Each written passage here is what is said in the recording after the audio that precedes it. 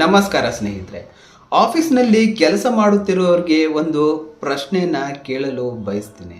ಅದೇನೆಂದರೆ, ನೀವು ತುಂಬ ಸಲ ಇಮೇಲನ್ನು ಕಳಿಸಿರ್ತೀರಾ, ಆದರೆ ಯಾರೂ ಕೂಡ ನಿಮ್ಮ ಇಮೇಲ್ಗೆ ರಿಪ್ಲೈ ಮಾಡ್ತಾ ಇಲ್ಲ ಅಂತ ನಿಮಗೆ ಅನ್ನಿಸ್ತಾ ಇದೆಯಾ? ತುಂಬ ಸಲ ನೀವು ಅರ್ಜೆಂಟ್ ಮತ್ತು ರಿಮೈಂಡರ್ ಅಂತ ಕಳಿಸಿದ್ರು ಕೂಡ ನಿಮ್ಮ ಮೇಲ್ಗೆ ಜವಾಬು ಬರ್ತಾ ಇಲ್ವಾ? ನಿಮ್ಮ ಇಮೇಲ್ಗಳನ್ನು ನಿಮ್ಮ ಸಹೋದ್ಯೋಗಿಗಳು ನೋಡಿ ಐ ರೋಲ್ ಮಾಡ್ತಾ ಇದ್ದಾರೆ ಅಂತ ನಿಮಗೆ ಅನ್ನಿಸ್ತಾ ಇದೆಯಾ? ಅದರ ಹಿಂದೆ ಒಂದೇ ಒಂದು ಮುಖ್ಯ ಕಾರಣವಾಗಿರಬಹುದು. ಅದೇನೆಂದರೆ, ನನ್ನ ಕರಿಯರ್ನ ಆರಂಭದಲ್ಲಿ ನಾನು ಚಿಕ್ಕ ಪುಟ್ಟ ವಿಷಯಗಳಿಗಾಗಿ ಮೇಲನ್ನು ಕಳಿಸೋ ಒಂದು ಅಭ್ಯಾಸವನ್ನು ನಾನು ರೂಢಿ ಮಾಡಿಕೊಂಡಿದ್ದೆ. ಪ್ರತಿ ಸಣ್ಣ ವಿಷಯಗಳು ಇಮೇಲ್ನಲ್ಲಿ ಡಾಕ್ಯುಮೆಂಟ್ ಆಗಲಿ ಅಂತ ಅದನ್ನು ನಾನು ಮಾಡ್ತಾ ಇದ್ದೆ.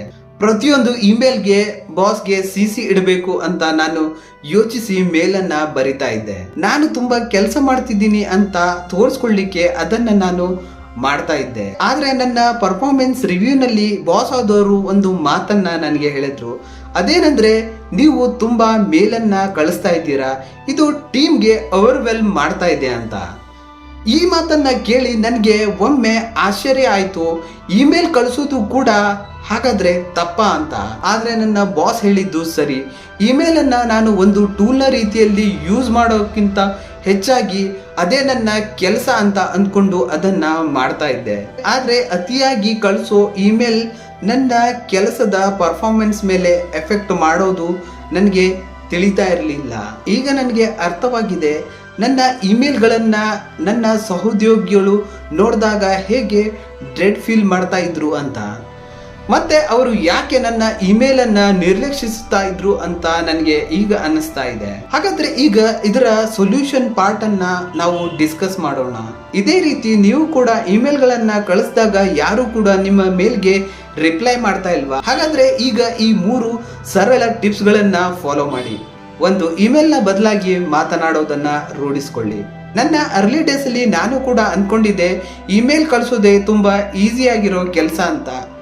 ಆದರೆ ಯಾವಾಗ ನಾನು ಫಿಸಿಕಲ್ ಆಗಿ ಹೋಗಿ ಜನರ ಹತ್ರ ಮೀಟ್ ಆಗಿ ಆ ವಿಷಯದ ಬಗ್ಗೆ ನಾನು ಡಿಸ್ಕಸ್ ಮಾಡಿದ್ನೋ, ಆಗ ಇಮೇಲ್ ಕಳಿಸೋದಕ್ಕಿಂತ ಹೆಚ್ಚಾಗಿ ನನಗೆ ಇಲ್ಲಿ ರಿಸಲ್ಟ್ಗಳು ಕಾಣಲು ಶುರುವಾಯಿತು. ಇದರಿಂದ ನನಗೆ ಅರ್ಥ ಆಗಿರೋದು ಏನಂದರೆ, ಇಮೇಲಿಂದ ಬರೀ ಡಾಕ್ಯುಮೆಂಟ್ ಆಗಬಹುದು ಬಿಟ್ಟರೆ ಆ ಮಟ್ಟಿನ ಕೆಲಸವಾಗಲ್ಲ ಅಂತ ನಾನು ಭಾವಿಸ್ತೀನಿ. ಈಗ ಇನ್ನೊಂದು ಪ್ರಶ್ನೆ ಬರುತ್ತೆ, ಮುಂದೆ ಇರುವ ವ್ಯಕ್ತಿ ನಾನು ಕಂಡ್ರೆ ಆಗಲ್ಲ, ನನ್ನ ಇಮೇಲ್ಗೂ ಕೂಡ ಅವನು ರಿಪ್ಲೈ ಮಾಡಲ್ಲ, ಹಾಗೆ ಫಿಸಿಕಲ್ ಆಗಿ ಹೋದ್ರೂ ಕೂಡ ನನ್ನನ್ನು ಅವನು ಇಷ್ಟಪಡಲ್ಲ, ಆಗ ಏನು ಮಾಡೋದು ಅಂತ.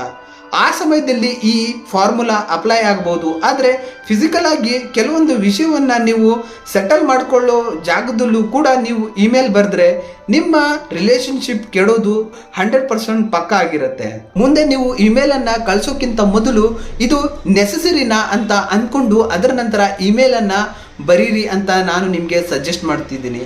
ಮೊದಲ ಟಿಪ್ ನಾನು ಕೊಡೋದೇನೆಂದರೆ, ಇಮೇಲನ್ನು ಕಳಿಸೋದನ್ನು ಬಿಟ್ಟು ಫಿಸಿಕಲ್ ಆಗಿ ಹೋಗಿ ಮಾತಾಡಿ ಅದನ್ನು ನೀವು ಫಿಕ್ಸ್ ಮಾಡ್ಕೊಳ್ಳಿ ಅಂತ. ನೀವು ಈ ಕಾನ್ವರ್ಸೇಷನ್ಗಳನ್ನು ಈ ರೀತಿಯಾಗಿ ಮಾಡಬಹುದು. ಅದೇನೆಂದರೆ, ನೀವು ಅವರ ಡೆಸ್ಕ್ನ ಮೇಲೆ ಹೋಗಿ 2 ನಿಮಿಷ ಅದರ ಬಗ್ಗೆ ಮಾತನಾಡಬಹುದು. ಹಾಗೆ ನೆಕ್ಸ್ಟ್ ಟೀಮ್ ಮೀಟ್ನಲ್ಲಿ ಅದರ ಬಗ್ಗೆ ನೀವು ಅಪ್ಡೇಟನ್ನು ಕೇಳಬಹುದು. ಹಾಗೆ ಒಂದು ಕ್ವಿಕ್ ಕಾಲ್ ಅಥವಾ ಸ್ಟೇಕ್ ಮೆಸೇಜ್ ಇಂದ ಅದನ್ನ ನೀವು ಡಿಸ್ಕಸ್ ಮಾಡಬಹುದು. ಇದ್ಯಾವುದೂ ಕೂಡ ವರ್ಕೌಟ್ ಆಗಿಲ್ಲ ಅಂದ್ರೆ ನೀವೇ ಸ್ವತಃ ಅದರ ಬಗ್ಗೆ ರಿಸರ್ಚ್ ಮಾಡಿ ಅದರ ಬಗ್ಗೆ ನೀವು ತಿಳ್ಕೋಬಹುದು. ಫೇಸ್ ಟು ಫೇಸ್ ಕಾನ್ವರ್ಸೇಷನ್ ಇಂದ ನಿಮ್ಮ ರಿಲೇಶನ್ಶಿಪ್ ಅನ್ನು ನೀವು ಉತ್ತಮವಾಗಿ ಇಟ್ಕೊಳ್ಬಹುದು, ಇಮೇಲ್ ಚೈನ್ ನಿಂದ ಅಲ್ಲ. 2ನೇ ಟಿಪ್ಸ್ ಏನಂದ್ರೆ, ರಿಪ್ಲೈ ಆಲ್ ಬಟನ್ ಇಂದ ದೂರವಿರಲು ಆದಷ್ಟು ಪ್ರಯತ್ನ ಪಡಿ. ಒಮ್ಮೆ ನನ್ನ ಇನ್ಬಾಕ್ಸ್ನಲ್ಲಿ 50+ ರಿಪ್ಲೈ ಆಲ್ ಮೇಲ್ಗಳು ಬಂದಿದ್ವು. ಅದನ್ನು ನೋಡಿ ಎಲ್ಲರೂ ಕೂಡ ನನಗೆ ಕಂಗ್ರ್ಯಾಚುಲೇಷನ್ಸ್ ಅಂತ ಹೇಳಿದ್ರು. 20th ಮೇಲ್ನ ನಂತರ ಆ ಎಲ್ಲ ಮೇಲ್ಗಳನ್ನು ನಾನು ಡಿಲೀಟ್ ಮಾಡಿದ್ದೆ. ರಿಪ್ಲೈ ಆಲ್ ಅರ್ಜನ್ನ ರೆಜಿಸ್ಟ್ ಮಾಡೋಕ್ಕಿಂತ ಮುನ್ನ ನಿಮ್ಮನ್ನು ನೀವು ಒಮ್ಮೆ ಕೇಳ್ಕೊಳ್ಳಿ, ಎಲ್ಲರಿಗೂ ನನ್ನ ರಿಪ್ಲೈ ಬೇಕಿದೆಯಾ ಅನ್ನೋದ್ರ ಬಗ್ಗೆ ಯೋಚಿಸಿ. ನಾನು ರಿಪ್ಲೈ ಮಾಡೋದ್ರಿಂದ ಏನು ವ್ಯಾಲ್ಯೂನ ಆ್ಯಡ್ ಮಾಡ್ತಾ ಇದ್ದೀನಿ ಅನ್ನೋದ್ರ ಬಗ್ಗೆ ಕೂಡ ನೀವು ಯೋಚಿಸಿ. ನಾನೇನಾದರೂ ಬೇರೆಯವ್ರಿಗೆ ಇಂಪ್ರೆಸ್ ಮಾಡಲು ಯೋಚಿಸ್ತಾ ಇದ್ದೀನಿ ಅನ್ನೋದ್ರ ಬಗ್ಗೆ ಕೂಡ ಗಮನವಿರಲಿ. ಒಬ್ಬರಿಗೆ ಡೈರೆಕ್ಟ್ ರೆಸ್ಪಾನ್ಸನ್ನು ಕಳಿಸೋ ಬದಲು ಎಲ್ಲರ ಇನ್ಬಾಕ್ಸನ್ನು ತುಂಬಿಸೋದು ಸರಿನಾ ಅನ್ನೋದನ್ನು ನೀವು ಒಮ್ಮೆ ಥಿಂಕ್ ಮಾಡಿ. ನಾನು ನಿಮಗೆ ಒಂದು ಇಮೇಲ್ನ ರೂಲ್ನ ಬಗ್ಗೆ ಹೇಳ್ತೀನಿ. ನೀವು ಕಡಿಮೆ ಮೇಲ್ ಮಾಡಿದ್ರೆ ನಿಮಗೆ ಕಡಿಮೆ ಮೇಲ್ ಬರುತ್ತೆ.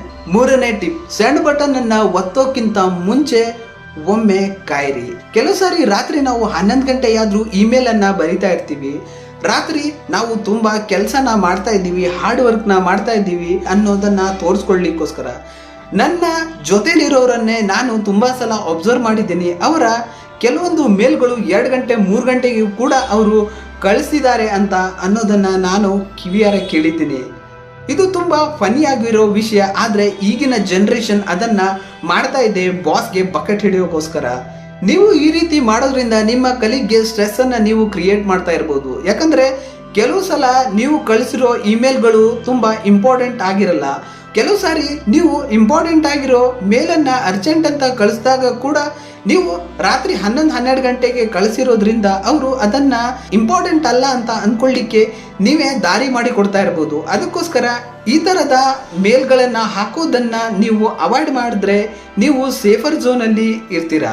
ನಿಜವಾಗ್ಲೂ ಅರ್ಜೆಂಟ್ ಇಲ್ಲದೆ ಇರೋ ವಿಷಯಕ್ಕೆ ಮಿಡ್ ನೈಟ್ ಅಲ್ಲಿ ಇಮೇಲ್ ಅನ್ನ ಕಳಿಸ್ಬೇಡಿ. ಇದರಿಂದ ನೀವು ಎಮರ್ಜೆನ್ಸಿ ಅಂತ ಕಳಿಸಿರೋ ಮೇಲನ್ನು ಕೂಡ ಇಗ್ನೋರ್ ಮಾಡೋ ಚಾನ್ಸಸ್ ತುಂಬಾ ಜಾಸ್ತಿ ಇರುತ್ತೆ.